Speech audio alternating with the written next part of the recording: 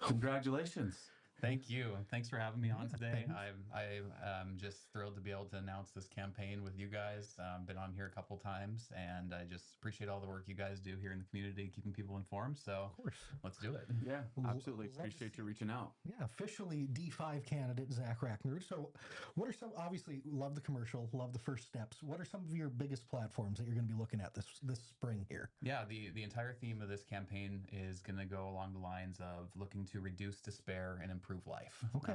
That's the main theme right there, because we're living in pretty unprecedented times right now, and my true guiding philosophy through all the runs that I made in political life is to see us do that, to reduce despair and improve life. Like, there is a lot that the legislature could be doing that would improve lives here in North Dakota, and especially for the folks that are struggling. There's a lot of people with soaring healthcare premiums.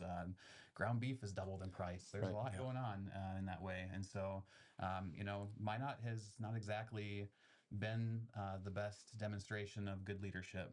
We've had a lot of embarrassing headlines over the last couple of years, and a lot of them from North Dakota are coming out of Minot. So I'm running to bring a better perspective, and it's going to be a challenge, but I'm here to give it the try. Good. Absolutely. So obviously you ran in the past for different positions. This time D5 again. That's where D5 House. That's where we're looking. Why? What makes this time different? What makes this time special? Why is this important now? So with D5 specifically, the thing that really motivates me for this race specifically is I look out at the state of the North Dakota Republican Party today, and there's a certain irony out there with the party today in North Dakota, and that is, I've watched content from that of the new NDGOP chair, Matthew Simon, and he talks a lot about how he wants a certain wing of Republicans to present the values of North Dakota, while at the same time advocating for values that are wholly antithetical to that of North Dakotans. I grew up in a rural community in North Dakota, and I grew up strongly in the values of Jesus Christ, and I carry those values with me today. And when I see, there's a very big sense of irony to see where the NDGOP is headed, where the most extreme faction, the NDGOP, is headed, and it's antithetical. They're completely separate. And so I want to make the case to the people in Minot's District 5 that, I understand that this district hasn't elected a Democrat since 2006. It's been 20 years. That's incredible. But I think now's the time for people to consider it. We need to reject this extremism that we're seeing from the NDGOP and hold that party accountable by voting for something else. Because the thing that really strikes me is this idea that we're going to measure how good a legislator is based on how often they vote with Dem and PL legislators. You could imagine the best bill in the world, the ice cream and puppies bill for all, to be hyperbolic about it. And if 2 or 3 NDGOPs defect from it, they'll get points for that because they didn't vote with the Democrats. Yeah. That's a gross brand of politics. It's taking over all of our politics, this division, this awfulness. And I that's why I picked this race specifically, is because it's partisan, and it's going to be a challenge to have a Democrat elected in this seat. But it's a challenge that's worth having because we need to have a reckoning with this extremism. Right. Yeah, no, I agree along the lines of that we don't look at bills anymore. We look at who introduced the bill and all that, and figure out what the party line is on it for sure. The ideology behind the bill, rather than a lot of times what the bill actually is, kind of thing. For sure. That'll be interesting. Okay, so you mentioned, and I have the first part, but I forget the second part: reduce despair and improve life. Improve life. Okay, so that's kind of the key theme of your campaign. How does that happen? How are you able to accomplish that mission? Yeah. So the 3 main planks that were introduced in the campaign video are really going to be some of the focuses, and it really comes down to wages, healthcare costs, and tapping into our history to do things that actually benefit the people of North Dakota. So you look at the wage discussions. Minimum wage talks have always been rejected by the legislature. We're tied to the same minimum wage as the federal government at $7.25 an hour. But North Dakota is a big state. Right. Like, Cass County is a lot different than Ward County. Right. McKenzie County is a lot different than Rowlett County. For sure. So I'm proposing that we should kick that down from the state level and have a system where we say, hey, county commissions, you got to set standards for wages. Okay. And that works out well because the federal government, the Bureau of Labor Statistics, I believe, or Housing and Urban Development, one of those agencies has great cost of living data that's broken out by Gotcha. county. And Yeah. so if we have those discussions, that's way better, like to increase civic engagement, to make people feel less hopeless because they see the legislature reject Mhm. on that sort of thing. And on healthcare costs, I mean, we have one of the most consequential strategists in the NDGOP's history, Pat Finken, saying that we need to look at single payer healthcare. We need to negotiate prescription drug prices. Mhm. The healthcare system's collapsing in Right. front of us. Yep. And so we need to be ready. And that's why, like we have premiums rising by so much. And that is, you want to talk about something that causes despair. It's the fact that like, I can't get my family health care coverage. It's too expensive. Yep. Like to think of that dread that you feel every day of wondering if your kid's gonna, climb up a tree, fall down and break their arm, and all of a sudden you're out Right. thousands Sure. and thousands of dollars. Even kids getting cancer and stuff like that, and Yeah. it's such a weird deal. Mhm. But that totally changes the direction of someone's family right Yeah. there. Yeah. And it makes a big difference. And then the final plank there of, like in North Dakota's history, again, when I talk about how the NDGOP today is completely disconnected from the values of North Dakota, that's where you see it right there. Is in the history of North Dakota is we have a state-owned bank, we have a state-owned mill and elevator. The Industrial Commission was completely set up to do that, and so Yes. we need to learn from that. And we see incredible market concentration in the meatpacking industry. People around here want country of origin labeling. Beef prices are soaring, and it's going to get worse. Like I remember a couple of years ago, $3.50 a pound on ground beef. Now it's like $8 in some places. It's nuts. Yeah. And so we can do these kinds of things. We've done it in the past, and so let's do it. First a comment, then a question. The Industrial Commission's definitely changed a lot now from what it originally started as. Sure. It's made a lot of changes. But your first point you made, you said that you'd like to change, you'd give the counties the ability to take over the wage system so they could pretty much institute their own minimum wages. Yes. That's incredibly interesting. How would that work legislatively? So, I mean, you look at like kind of the way that authority works in the government. You have supremacy with the federal government, and then you have state government, and then it kind of goes down that way. And so looking to have a bill that compels the county commission to set kind of wage standards. And I think that it's a healthy way to approach it because those counties could still make their own choices regarding what they wanted to do, but it would allow people in these communities to have some kind of outlet to say, hey, I'm struggling here. We need to, make some changes. And it's not, just a minimum wage. It could be any kind of wage standards. Sure. You talk about maybe like a bunch of people that work in the tip service industry want to get together, coalesce, go to their county commission and say, hey, we don't want to have a $3 an hour minimum wage for servers. We want to have something that, for the folks who work the Monday through Friday where tips are slow, they want to have a steady guaranteed wage. Sure. So yeah, it's all across the board. Yeah, that would really, people talk about local control. I think that would be a very interesting point towards that, and also just really individualizing that system. And I think we could get the political will for that. I think like when you talk about like making it up to that decision, it's not the legislator themselves who's going to be voting for a certain minimum wage statewide. It's just giving the ability to the county commissions, which is a lot easier to sell, I think, even for conservative members of the legislature. I mean, getting stuff out of getting power out of Bismarck might be kind of hard, but but I agree with you that that's actually something that could be very bipartisan there. Pro family, pro business, and universal health care. That's what your website stands for, what we stand for on the website. How do we fix the healthcare problem? Obviously, that's something that, and we're not looking to jump into the federal game, but that's something that the federal game has more or less been involved for. So at a state level, how do we go ahead and kind of remedy this, you see? Yeah, it's a significant challenge, right? So we've seen that other states in the past have maybe explored this kind of thing. I believe it may have been Vermont explored the idea of a single payer system at the state level, and they found that the taxes required for it were too high to kind of justify it.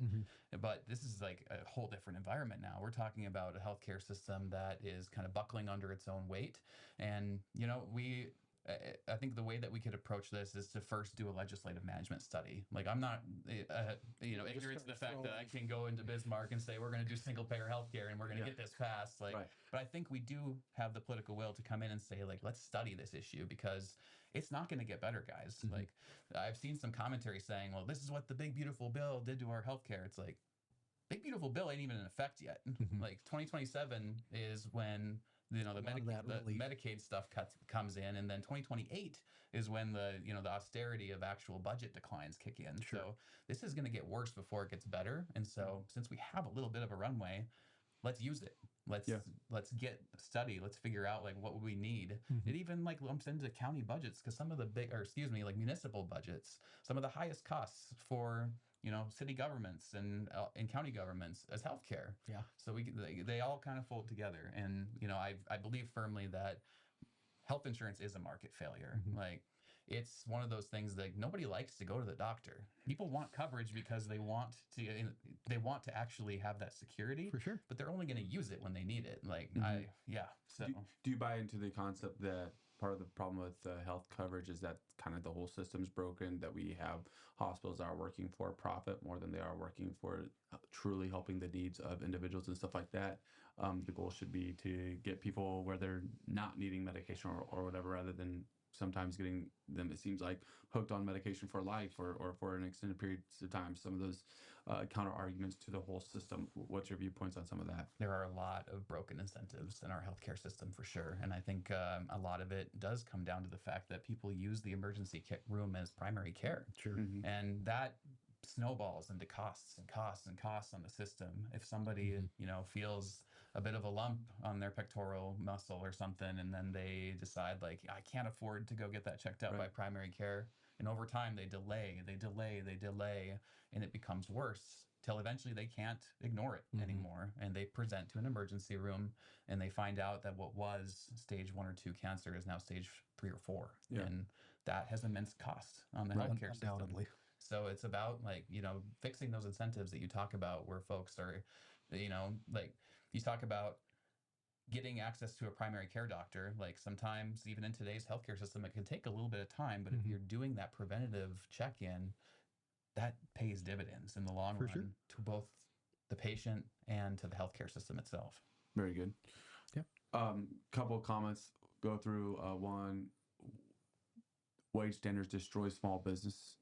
Look at Washington State. Do you feel like that the concept that you're presenting would be something that would get around that, or what do you feel? It gives the power back to the county commissions. And so the nice thing is, I think that at this time we need healthy civic engagement. And what that bill would do is it would just bring that civic engagement back to the county level. So, county commission meetings are posted and they're open. So you can have the opportunity to say your piece. If you believe that regarding the minimum wage piece, go to your county commissioners and tell them that. And in theory, with that too, it would probably be easier to repeal on that level if you go through with it. Maybe it doesn't work out the way you wanted. Exactly. You could lower that wage a little bit easier than it would be at a statewide level too. Yeah, government tends to work best the closer it is. So, another one. Not sure giving county commission the ability to set wage standard is a good idea. It could create a competitive system that only increases year after year and creates disparity across the state. So do you see an interlevel competition that would basically form up between counties, or that we're going to get ours up to $12 an hour, whereas this county's at $7.25, and they're more spread out. So it's very difficult to maybe it negatively affects rural counties more than populated, or I don't know. I don't know how it would work out, but I just questions are coming up in the comments. Yeah, no, I think that's a good point. And I think that, to me, competition tends to be mostly a good thing. I mean, we can talk about the counties like having competing minimum wages with each other. To me, that's a healthy component of civic engagement. If you're a resident of the county that's behind and, having people migrate to another county, that's where having that local piece of it, you have much more political power as a citizen to be able to engage your local government than you do the state legislature as a whole. So I think that's healthy civic engagement. Absolutely. Then back on to you were mentioning with the healthcare, how do you think that would affect? Oh, I remember where I was going with this. The healthcare costs are a very expensive thing in municipal budgets. We saw that last year with the Ward County Commission, as well as here locally in the Minot City Council. Healthcare costs and insurance costs rose pretty dramatically, and at the state level, there's been a 3% cap instituted yearly on the budget process. If you're able to affect the budgetary process, or excuse me, affect the medical process, where you can get something going on the state level? Do you think that could positively or negatively affect that local budgeting process then? But given the snowballing of healthcare costs, I think it would be almost certainly be positive. And so that's the nice thing about taking the approach of a legislative management study first. Mm-hmm. These are all different things we could explore. Yeah. We Right. could, in a legislative management study, we could say, what kind of taxation system would it take to get full coverage for all North Dakotans in a single payer system? But we could also explore, what if just the state and municipalities had options to buy into a public option? Mhm. Maybe that would help our municipalities. There's different areas that the study could come out and give us that result, and it gives us the information we need to move forward. Fair. Very cool, very cool. So where do you go from here? Obviously, you're kicking off the campaign today. I'm sure you have some events coming up. You have some exciting stuff that are coming down the line. Maybe you're not going to be able to reveal much of it today. Who knows? But Where's the next step from here? What's the next step? Next step is to engage with the community and to get my voice out there. And I'm so excited to be running with Kyle Erickson. Sure. He's announcing with me today as well. He's a disability advocate, nonprofit leader. He's just an exceptional guy. I've gotten to know him over the last year, and I think with us together as two candidates as an alternative on the District 5 House ballot, we have some chance. We have a chance here to make some noise, because Minot deserves better, guys. Like it's frankly, it's been embarrassing. Our leaders, like I'm not going to name names right now, but like just from municipality, like city government to state legislator, it's not been good for Minot. So we're gonna make the case to the voters, and more to come as far as events and stuff. Love it. Awesome. If someone wants to find out where that information will be at, where should they go? D5DemNPL.com. There we go, D5DemNPL.com. You probably saw that website on the video as well. It's written on there, so if you scroll back to the beginning, you'll probably find that for sure. And there's no intro to bog you down with that. So yeah, it's we got rid of the intro. Exactly. Just one day it was gone. Appreciate you coming on. It's been a good conversation. Obviously, we're still doing candidate interviews this year. So expect a full length, full 45 minute, 45 minute, where we dive into some of these issues a little bit more granular. But thanks for announcing with us. Thanks for having me, and have a good rest of your show, guys. We appreciate it, Zach. Thank you. Thank you. We're going to jump to a quick break, and then we'll be back to talk some of this other stuff going on around the state.